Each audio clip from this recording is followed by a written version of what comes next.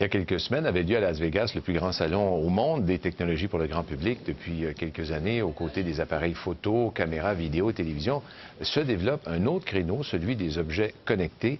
On pense à la voiture connectée, les vêtements intelligents. On va faire le point là-dessus avec Philippe Newbourg, qui est analyste indépendant en intelligence des affaires. Bonjour. Bonjour. Et je sais que ces objets connectés-là, c'est un domaine qui vous passionne particulièrement. Est-ce que vous avez eu beaucoup à vous mettre sous la dent au CES? Hein? Alors beaucoup d'objets connectés, beaucoup de gadgets. Ouais, il y en a toujours. 30 fabricants de drones, des vêtements connectés pour tout faire, pour tous les sports. Maintenant, on peut faire tous les sports connectés. Mais dans cela, il y en a qui vont avoir un impact sur notre vie et d'autres qui vont être un petit peu restés du domaine du gadget. Ceux qui vont être importants pour notre vie, c'est en particulier tout ce qui concerne la mobilité, l'automobile, les camions, les bus. Là, c'est très impressionnant. Ce qui est impressionnant, c'est que les années précédentes, on parlait de Google, Tesla, des constructeurs un peu spécialisés dans ce créneau-là. Mais cette année, au CES, c'était Ford, General Motors, Valeo, Bosch et par exemple Toyota. Toyota a annoncé un investissement de 2 milliards de dollars dans des centres de recherche aux États-Unis pour tout simplement développer la première voiture incapable de provoquer un accident. Même si c'est moi qui est au volant. Même si c'est vous qui êtes au volant. La voiture va être développée pour vous empêcher de provoquer un accident. L'idée, et c'est beau parce que 2 milliards de dollars, ça permettrait d'économiser 30 000 morts par an rien qu'aux États-Unis. Et donc l'idée, c'est de dire, on ne va pas supprimer tous les accidents, mais on va construire une voiture qui n'est pas capable d'en provoquer. Et donc, petit à petit, si tout le monde va dans cette direction-là, on arrivera à résoudre le problème des accidents. Comment ça fonctionnerait? C'est tout simplement une voiture qui est capable de prendre des décisions. Même quand vous, en tant que conducteur, vous prenez la mauvaise décision, elle doit être capable de contrôler et de corriger. Un peu, je vais dire, c'est un peu comme l'ABS.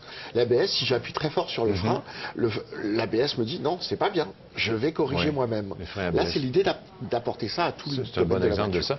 Il paraît aussi que dans l'avionnerie, les appareils Airbus, si le pilote fait une manœuvre trop brusque qui n'a pas de sens, l'appareil va refuser de faire la manœuvre. Voilà, c'est exactement la même idée. Et alors donc on a ces voitures connectées qui vont aider le conducteur. Et puis demain, les voitures autonomes. Alors elles vont pas arriver dans le domaine de la voiture. On va pas voir ça demain dans les rues de Montréal. Mais par contre, dans certains sites protégés, par exemple les mines. Dans les mines, vous avez des gros camions qui, toute la journée, montent et descendent. Exactement la même route. Il n'y a pas de piétons, il n'y a pas d'autres voitures.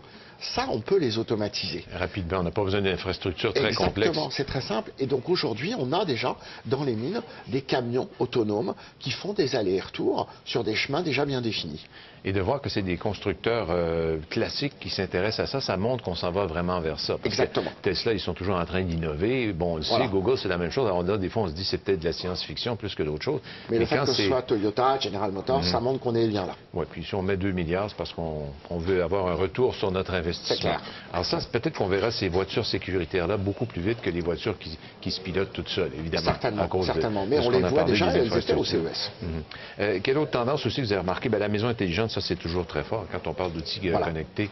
Et c'était évident aussi au CES. Il y avait des milliers de mètres carrés où on vous montre tout ce qu'on va pouvoir mettre comme gadget dans votre maison pour la rendre intelligente ou tout au moins la rendre connectée à autre chose.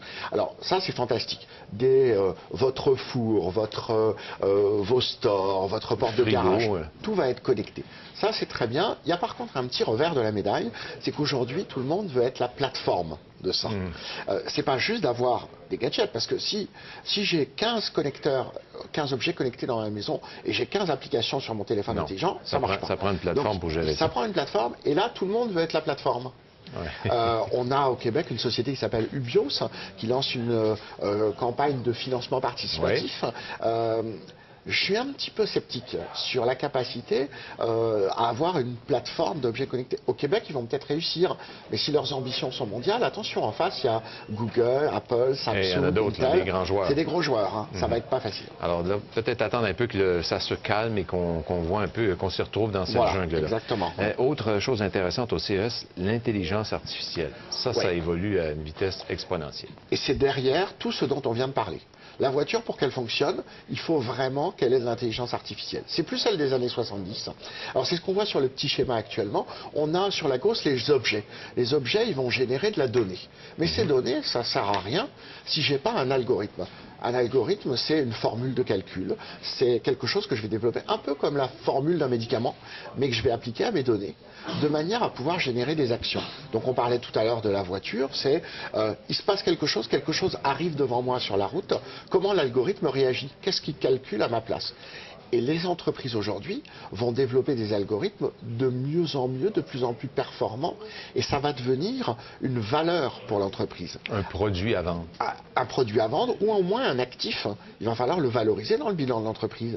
Si j'ai inventé une formule d'un médicament, elle a une valeur. Si j'invente un algorithme qui me permet de mieux vendre, de mieux servir mon client, d'être plus réactif, elle a une valeur aussi. Alors et on voit le grand retour aussi.